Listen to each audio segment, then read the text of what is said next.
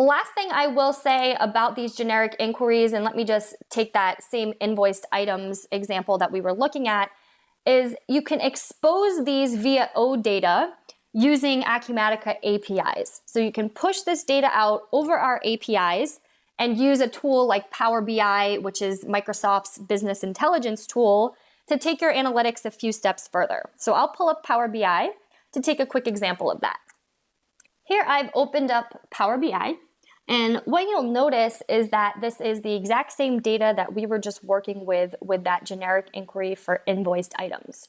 So if I look at my data set down here and my fields over at the right, that's all of that same data that we just had a moment ago. Now what Power BI allows you to do is start to define the fields and cells that you would like to see reported against. So I can start to highlight these very quickly, just simple clicks and highlighting what I would like to be included. It's going to give me a basic report, but then I can start to visualize how I would like these reports to be projected. So if something like a bar graph is easier for my employees to consume, maybe I can set them up with a bar graph type of format instead.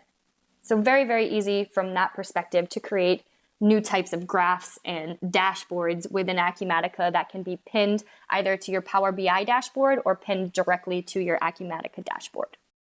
I'd like to thank you for joining me today. If you care for a deeper dive demonstration based on your own organization's functionality and requirements, please reach out to your local Acumatica reseller or contact the number you're seeing up on your screen or via info@acumatica.com.